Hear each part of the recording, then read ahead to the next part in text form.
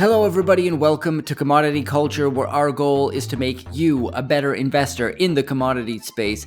My name is Jesse Day, and my guest today is Dave Collum, professor of organic chemistry at Cornell, who has made a name for himself writing about and discussing financial markets and geopolitics. Dave is no stranger to controversy, often taking a counter-narrative view on a variety of topics, and we are going to be diving into some of those controversial topics today, and also, of course, covering the precious metals and commodities markets. But perhaps most fascinating is a conversation Dave had with an alleged deep state operative.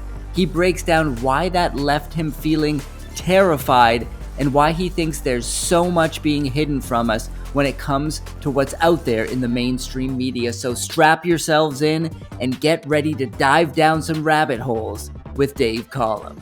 So I want to start with your thoughts on the precious metals. As we sit here today, silver is absolutely ripping, gold continuing to reach all-time highs, a very exciting time for gold and silver stackers and people involved in the precious metals space in general.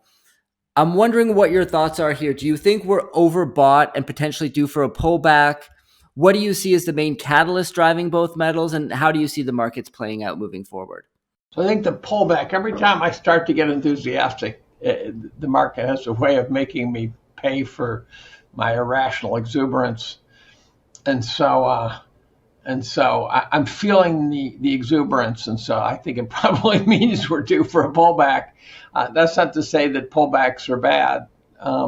It just means that you have to remind yourself that they come frequently, and you don't sort of monotonically just keep rising and rising and rising. At some point, someone who's in a lot of pain out there is going to find some way to pull the rug out from under us to get out of their position, which they're in trouble on. So either someone's buying silver aggressively because they think there's a reason, or someone's buying silver aggressively because they got caught off sides on a short. Who knows, right? There may be someone who does know. I don't know. That's outside of my skill set. The gold could be due to this BRICS meeting, right? That it could be gold running because I think that the Ruskies and Chinese and other 20 some odd countries, after they meet, I think they met this week or meeting this week. I don't know, something like that. It's coming up. Today is the first day of their meeting, 22nd to 24th. And this could be a sell the news thing, because they're not likely to come out and say, okay, we're announcing the new BRICS gold-backed currency. So it could just be, as Fleckenstein says, the guessers are guessing what the other guessers are guessing. But at the same time, it's kind of pushed open the Overton window a little bit for the bulls. It's given them a sense of where it can go. It's certainly unstuck it to the extent that it wasn't exactly stuck. I think my gold's up almost 40% this year or something, so I wouldn't call that stuck. I think bulls should be ready to get slapped around a little bit, but that's the norm. That's markets, as we say. The fact that the big news, I got asked this by another podcaster, said, they're holding this thing in Russia. How important is that? How important is this BRICS meeting? I said, well, you just answered the question. We've demonized Russia with everything we can. And 25 pretty important countries just agreed to meet in Russia. And there's a lot of countries that are basically flipping us off in the United States, saying that we're not hanging out with you anymore. We're going to go see Vlad in Moscow or wherever they're holding it. And I continue to think that there's a big power shift going on in the world. And the BRICS, which started out as an acronym that just included 4 big emerging markets unaffiliated, has now become a global alliance. Yes, absolutely. And the country that I'm currently residing in, Serbia, is actually talking about BRICS being an alternative to the EU, because they've been talking about joining the EU for some time. So that definitely made me excited. I hope they move in that direction. I do not like the EU. I do want to discuss geopolitics a little bit later, but before we do, I'd like to move on to any commodities outside of the precious metals that you're currently watching. I know we've discussed platinum before on the VRIC channel. Are you still watching that? How do you see that positioned? And any thoughts on energy, uranium, anything else that you're watching right now that you think could be presenting value up ahead? I mean, long term, I think the commodities look pretty good to me, just because they took a pretty big breather. I was lucky to catch the run up from 2000 to 2010, 11, 12, 15 even. And I'm lucky to catch some of that downslope. But I think platinum's an interesting story because I think the internal combustion engine is not actually headed to the grave the way many think, and so I think it's a very it's really been marginalized. So I like platinum. The oil, I can't judge the price. I remember when oil was 150 and some guy says it's going to go down to 35, and I go, you're out of your mind, and what, it go to minus 17 or something at one point. So you should not even care what my opinion is on oil. On the other hand, this is a case where it's the opposite of the metals for me. I don't trust the price of oil, but I'm more likely to trust the ability of guys who pump it out of the ground to make money. Because wherever it's priced, they're still going to pump it out of the ground to make money, I think. And so if you put a gun to my head and said, or if you said, Dave, we're going to put you in a coma and we're going to wake you in 10 years, decide where you want to put your wealth while you wait for those 10 years. The commodities, oil, energy, things like that would be on the list along with gold, and it would not include NVIDIA. It would not include, the Mag 7. You get guys like Grant, and we talk about, emerging market, deep valued stocks. How would I possibly pick those? Right. I have no idea. You could pick Serbian stocks maybe, but the stock market here is not known to be full of very reliable companies with accurate financial reports. The other so I don't think this is the market you want to invest in. These, at one point I owned RSX, which is the Vanek Russia fund, for years. And to give you an idea how little, I owned 100 shares, right? And so I was thinking about this the other day. It's basically a Post-it that I'm putting on my screen to say, don't forget Russia. And then I'm listening to one day Grant Williams said, if you really want to be contrarian, Russia looks like an interesting contrarian play. And that kind of caught my attention. And then as the Ukrainian war headed our way, I watched RSX go down the drain. And then the question is, was it going to go to zero or not? I thought it was either going to be a great buy because it was trading with it's sort of PE multiples of 2. And I'm going, you don't have to hang on to them for long to get your money back on that one. And then it went to zero. And I think I bought another couple hundred shares. So it was the day it went to zero. I'm not even sure I lost money that day, right? It's a small enough drop in the bucket. But I remind myself that betting on countries that have very little history of creating wealth and doing so dependably is a sketchy bet, which is why the platinum miners, which I've been high on for a number of years, because they look so cheap and they had cash in the balance sheet and stuff like that. But I'm getting a little nervous that I underestimated the geopolitical problems in South Africa. And I may get out of those. And if I think platinum's a good play, buy platinum. One time Einhorn said that. He said, if you're going to play an idea, play it directly. So if you think platinum's going up, don't buy the miners, buy the platinum, that sort of thing.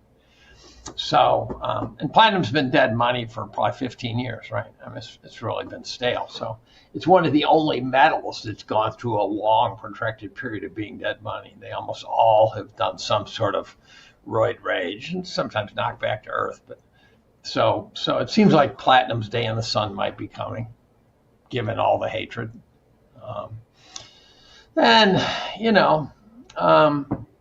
I think commodities themselves are a dangerous play. I think they go up and down in price. They probably track inflation, so I can do that with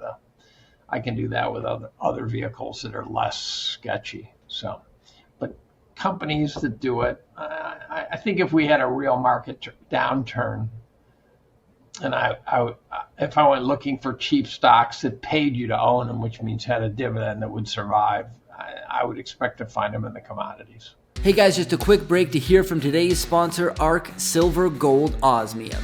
They offer personalized service and competitive prices with no minimum purchase for silver, gold, platinum, or osmium. Here's just some of the comments left on this YouTube channel about ARC SGO and owner Ian Everard.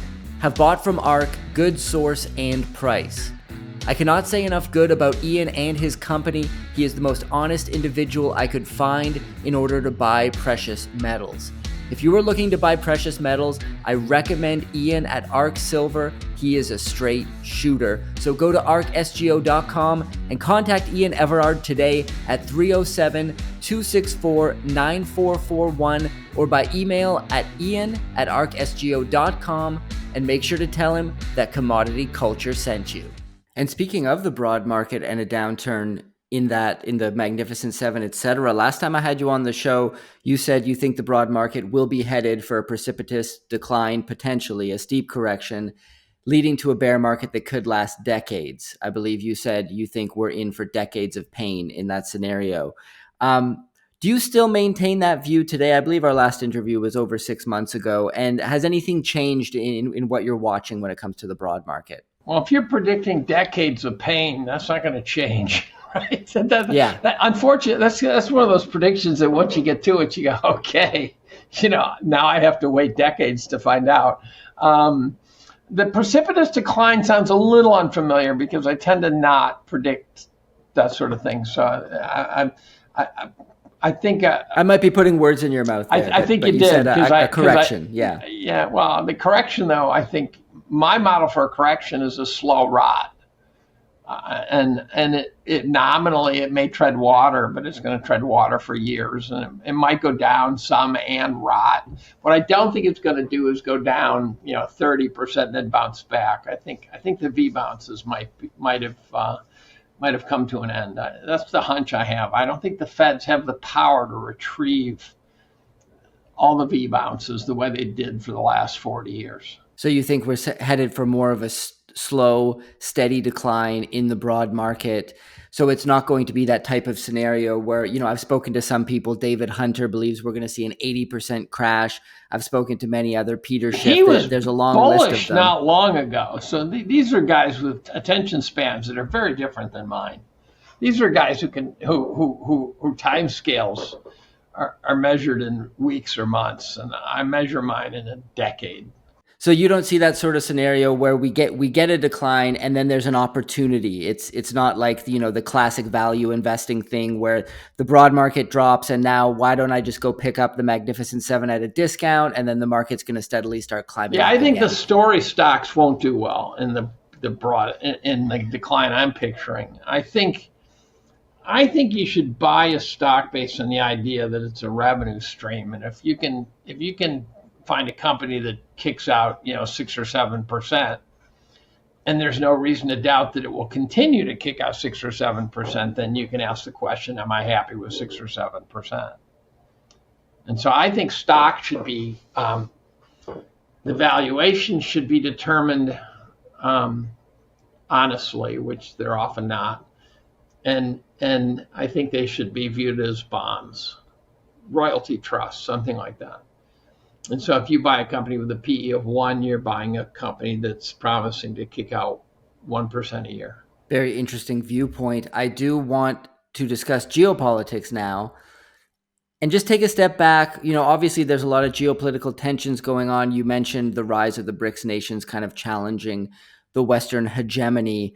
What are you paying attention to the most right now outside of BRICS? And what are the narratives that you are questioning? Because I know that's something you do a lot, is question the narrative. Well, I think inflation's not going to go away. I just read James Grant's recent letter, and he talked about inflation. He talked about it in the context of the cost of war, which was very dark for James. Usually he doesn't go that dark. And it was not only dark in terms of the inflationary effects, but it was dark in terms of him saying that based on current estimates, if we got into a hot war with China, we'd run out of ammo in 3 weeks.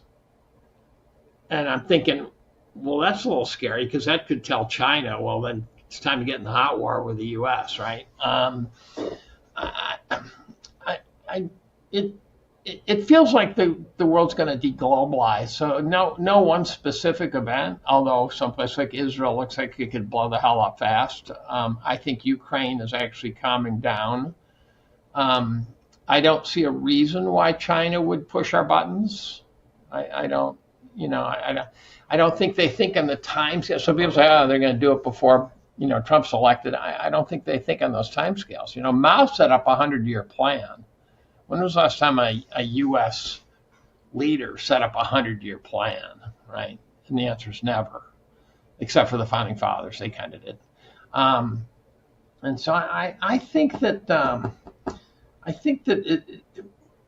we could be going towards a deglobalization phase, and that's just going to put an inefficiency. It's going to be inflationary for the U.S. because for the last 40 years we've been buying very cheap goods from China, which has kept the inflation problem down because the prices are cheap when the laborers are being paid 20 cents an hour. Those days appear to be over, and if we bring production back to the U.S. and Trump's tariffs, someone made an interesting case. Trump's tariffs are not the same as Smoot-Hawley because Trump's saying we want foreign goods. You just got to make them here. And that's a different kind of an argument. So maybe that's a valid one, but it'll then cost a ton.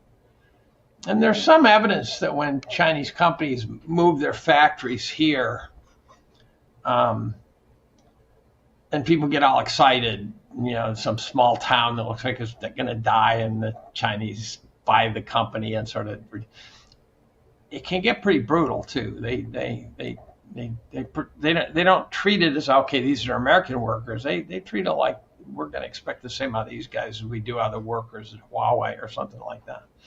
So it's not Skittles, rainbows, and sunshine necessarily for the workers, but it also, to the extent they have to pay more, we're going to pay more for the goods. So it's got a tariff feel even if they're making it here.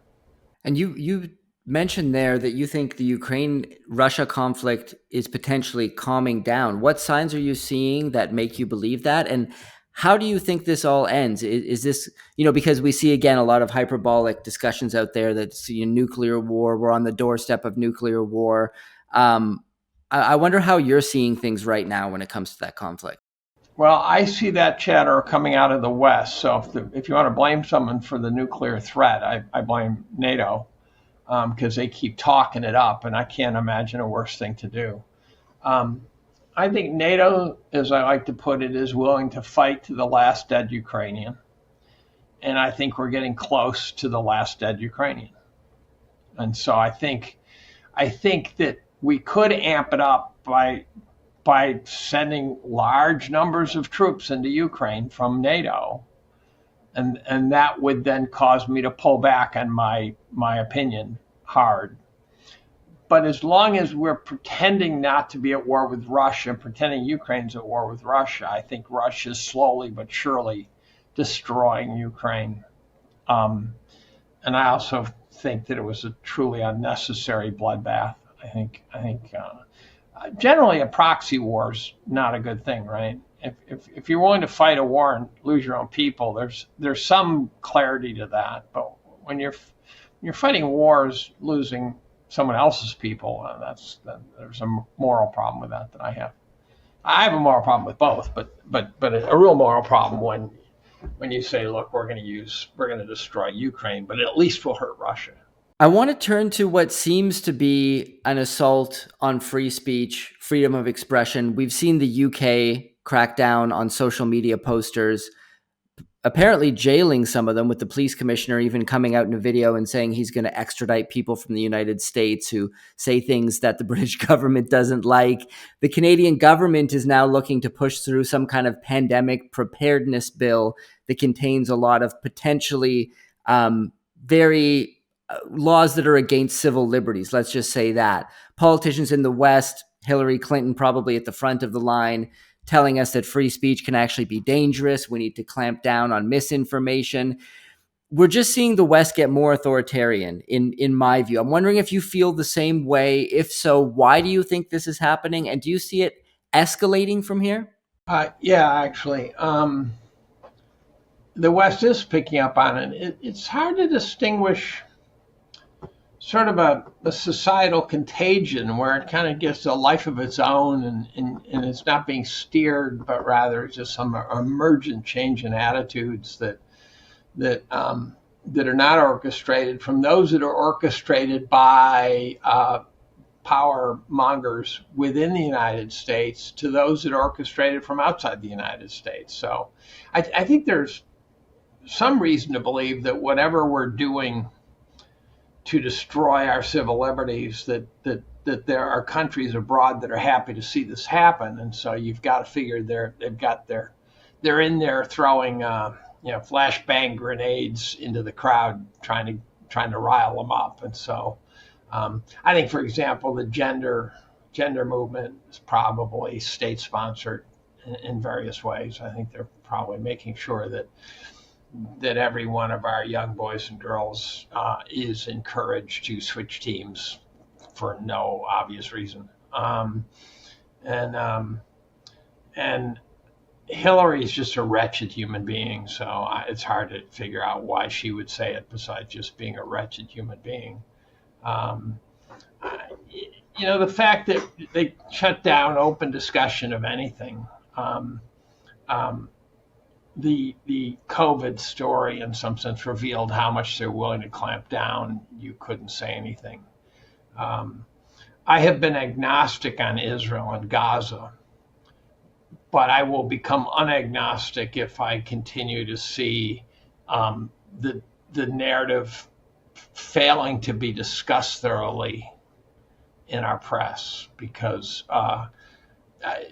that conflict has a potential of turning into a World War III, or at least a big messy thing that influences all of us in a very big way. And I just don't think that we should be getting fed a narrative on something that's so important. I think we should be openly discussing it.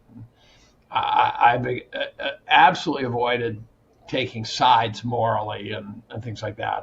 In fact, part of it's because I don't understand it. Part of it's because I think there are two sides, and so I don't know what to do about that. And part of it sitting on a college campus, that the minute I open my mouth, half the campus is going to bust my chops like there's no tomorrow. So there's no upside. But the people trying to shut down the discussion of it are problematic. And any thoughts on the way that, and again, I haven't taken sides in that conflict either, for many of the same reasons you outlined. It's just, like you said, we're getting fed a narrative. There seems to be so many voices on either side who are saying this side is committing atrocities. So they might both be in the end. So, however, there is also that, I don't know if you want to call it, it's one of the narratives out there that the Israeli government has a lot of power within American politics through their lobbying efforts. Do you see that? Because I found it quite interesting that Trump is coming out and talking about we need to bomb Iran's nuclear facilities, and he's coming out wearing the Jewish garb, and I think he posted on social media that the Trump ticket is the pro-Israel ticket. Is there some level of corruption, do you think, within American politics that is being influenced by Israel? I had a conversation with a guy who was said to be a deep state intelligence guy who obviously was Jewish and pro-Israel. We had several conversations, but at one point, he one too many times he made reference to some group being anti-Semitic. And I had avoided engaging completely, but I finally said, look, you don't have to be anti-Semitic to question government. And to the extent Israel's a government, they're up to no good. If they're a government, they're up to no good. If the United States government is up to no good, they're all up to no good.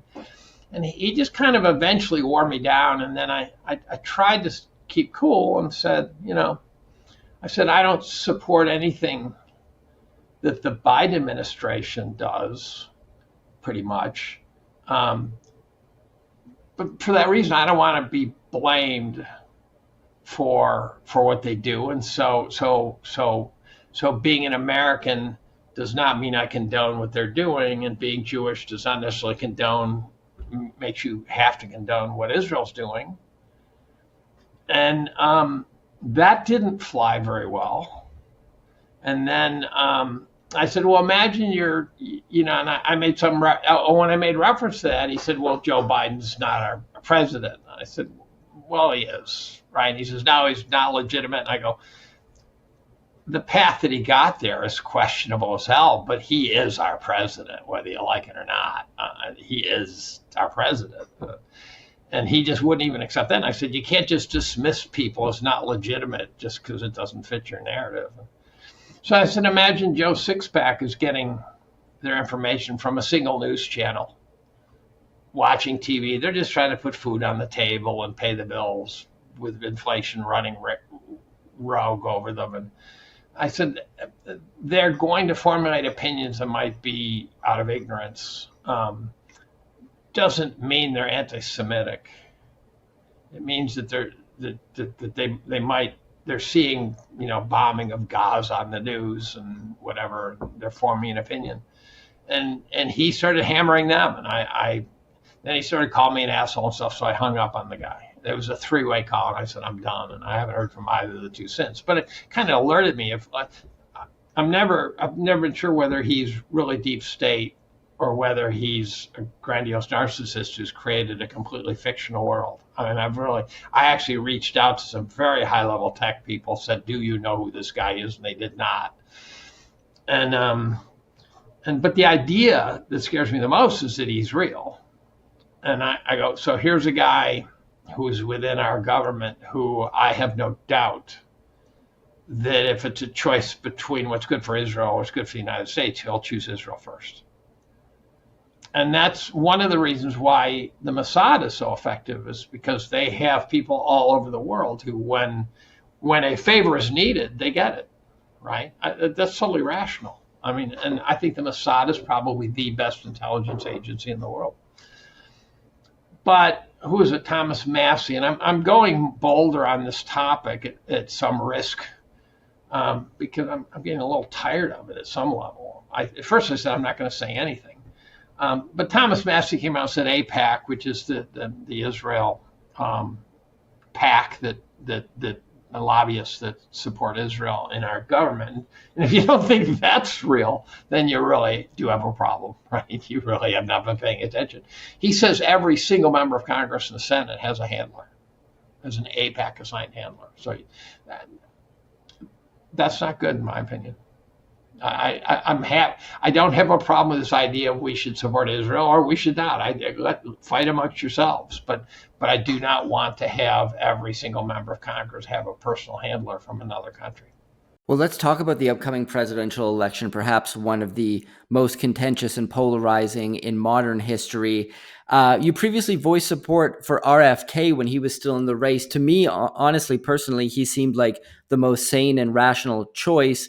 But alas, of course, he has had to drop out of the running. He stood no chance of winning and has now joined the Trump campaign.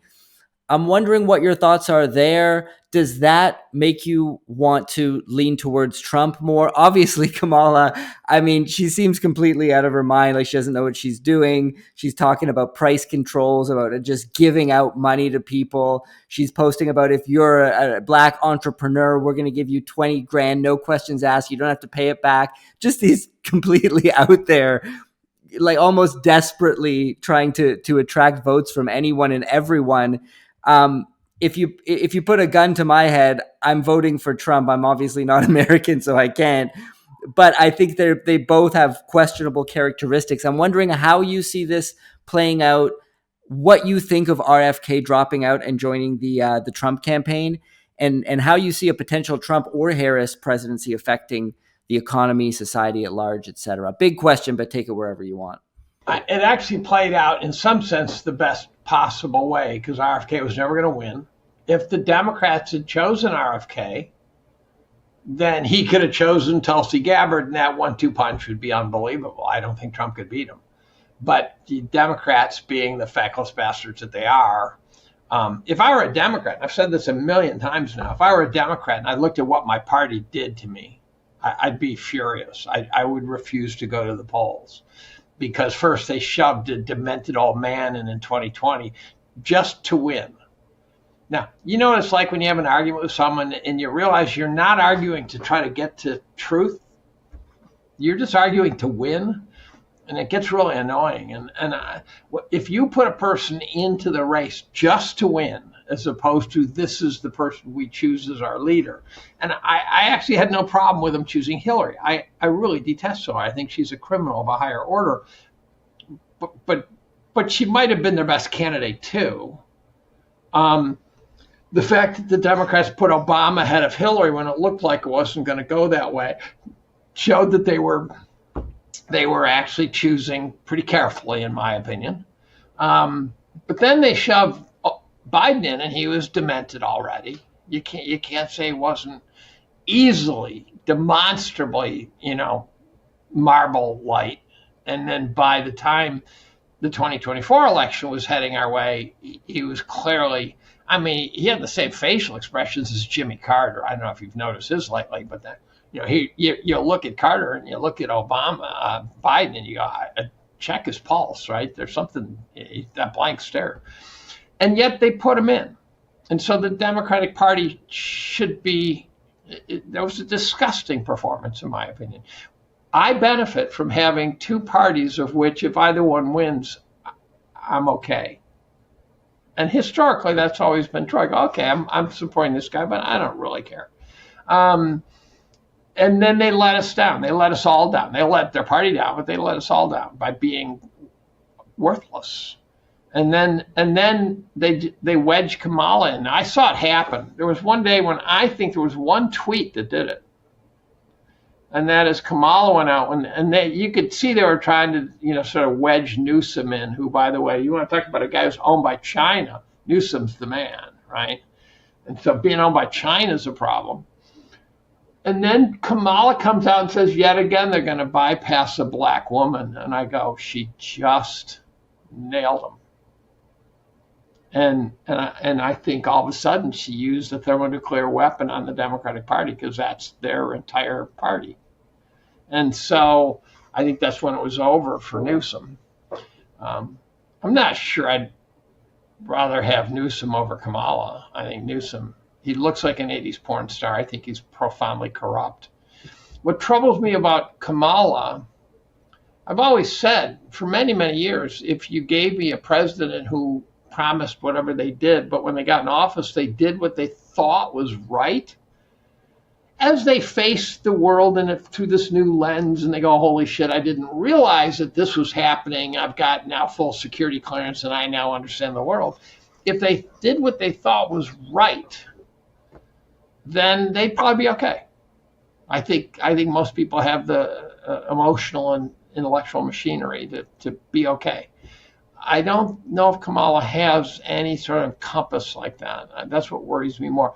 Biden was corrupt, but I somehow get this feeling that his immoral compass is better than a complete lack of a compass. And Harris seems to have a lack of a compass. I could be wrong. Maybe I've bought into something, but she just says nothing but platitudes and bullshit. And I know people listening go, well, that's what Trump does too. I go, no, he doesn't. Not like Kamala. Kamala really is content free, in my opinion. And the stuff she has said is horrifying. I posted a 6-minute montage of her promises of what she would do. You go, boy, if that's your platform, you should get 0. Your mother shouldn't even vote for you, right? I mean, it's so. So I don't know, but I'm sort of preparing myself. I got to make sure I don't develop Kamala derangement syndrome. Watching the anti-Trump people drive themselves out of their minds over Trump, I've reminded myself, don't do that. if she wins. Forget about if she won legitimately. I think if it was a legitimate election, Trump would mow her down. I think the claim that there's behind the scenes poll that shows she's polling at 20%, I actually find those credible. I don't believe any of the polls. How much I don't believe them, I don't know, but 20% is horrible. But I could imagine that being true. It's not outside the Overton window for me, because she can't get. She's going after the black vote. She puts up these cringy ads that are horrible. She just did an ad with one of P. Diddy's buddies, right? How can you do that? Her ads are men who white men voting for Kamala. I'm going, oh my God. The right seems to be able to meme their asses off. The left can't get near a funny meme. The left have no funny memes. I mean, I'd tell you, if you came up with a good meme on Trump, I think I'd enjoy it, but I don't see them. I think the left is a bunch of humorless bastards. They can't make a joke to save their souls, and the right's sitting there, the Babylon Bee and the meme team, and oh my God, they're fantastic. So I think Kamala's getting her ass kicked. Does that mean, therefore, come November 5th, we'll be told that Trump won all the votes? No. For all we know, it's going to be one of these, fraud charts where we're already hearing. I saw a video the other day that claimed that you could print out a valid, shows you how to print out a valid ballot. Now, I don't know if that's true. That could be a complete fabrication, but they've done nothing to make me confident that this is going to be a fair election. So, but I'm also not even convinced they want Kamala now. I see too much CNN blathering on about what an idiot she is. It looks like maybe they've given up on her. Maybe. Yeah, certainly a really fascinating situation. I wonder, when we look at the world as it is today, do you ascribe to Neil Howe's fourth turning theory that we are in a time of great societal upheaval at this point, where the world is going to change in ways that perhaps we can't expect? I speak to people like Martin Armstrong, who thinks the Western hegemony is literally like America is going to break up into separate nations. We're going to see civil wars around the world. That's when it gets to kind of perhaps the most extreme view. But you have everywhere in between, just from looking at the BRICS nations potentially becoming a new global superpower that rivals the West. Let me just ask, do you think we're in a fourth turning type scenario where things could irrevocably change, or do you think that's kind of hyperbole? Well, the fourth turning doesn't say irrevocably. It just says a protracted period of pain and suffering. Yes. And if you look at, I think Howe's theories are good. When I read the fourth turning, it was both provocative and at the same time, you get the feeling he was trying to package it a little too neatly. Strauss and Howard trying to make everything fit a pattern that in a system that's much messier. But I thought the basic idea that human behavior cycles and that the four turnings span about a lifetime, which makes sense because the old guys, no one's asking Jimmy Carter's opinion now, right?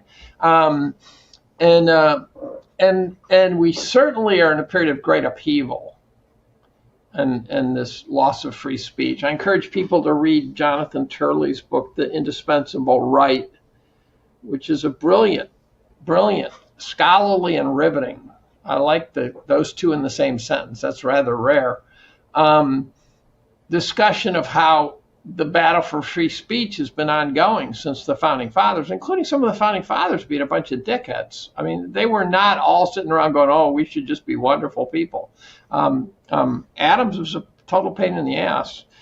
Jefferson was a hypocrite. Jefferson supported free speech, got in power, and then started using the arm of the state to attack his foes. Madison seemed to be a purist. Jackson was a punk. Jackson was he was an authoritarian in his own way. And so it cycles. It turns out, as Turley says, who's very scholarly, when the world gets dangerous and upheaving, free speech gets stepped on, and during calm periods, it seems to make a comeback. And so you say, well, the good news, therefore, is that it cycles, right? The bad news is that he's doing some interviews, as you can imagine, and he sounds like he's not sure we're going to pull out of this one. So he's not as sanguine as me, the way I stated it, the idea that it cycles. He said, yeah, we might have seen the last cycle.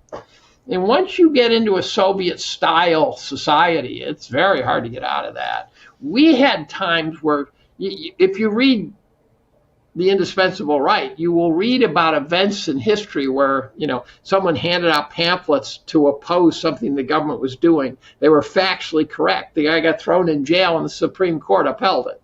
Right? And you go, what? What? How is that possible? Right? And that went on, off and on, through the last 250 years. We're there again. I mean, we're jailing people for I still find the January 6th committee and the January 6th response. January 6th, the day was not that good, but we also, many of us think that would have been a peaceful protest if people hadn't been shooting flashbang grenades into the crowd and riling them up, and if Ray Epps and his team hadn't been in there trying to storm the Capitol building, as federal agents and stuff like that. So it looked to me like January 6th, the Democrats, or should I say the deep state, smelled blitz and threw a screen pass. They suckered them right in and then threw the ball right over their heads. And the fact that we put guys in jail for 870 years combined, I do not believe. I believe the real crime is not what happened on January 6th. The real crime is what began on January 7th. Well, Dave, this has been a fantastic conversation. We covered a lot, tons of insight shared, so thank you so much for joining us. For those who want to hear more from you, where is the best place to go online? Well, my first answer is always, you can find me under my desk. Online, you'll find me at David B. Collum on Twitter, and I'm on there too much. Probably I'm a little obsessive. Great. Well, I'll put a link in the description below to your Twitter profile so people can follow you there. Thank you once again for coming on. It's been a blast as always. You bet. Anytime. And thank you for joining us today. This episode was brought to you by ARC, silver, gold, osmium for all your precious metals needs. Head to arcsgo.com and contact owner Ian Everard today at 307-264-9441 or by email at ian@arcsgo.com, and make sure to tell him that Commodity Culture sent you. And I'll see you guys in the next episode. Commodity Culture is a series on commodities and natural resources.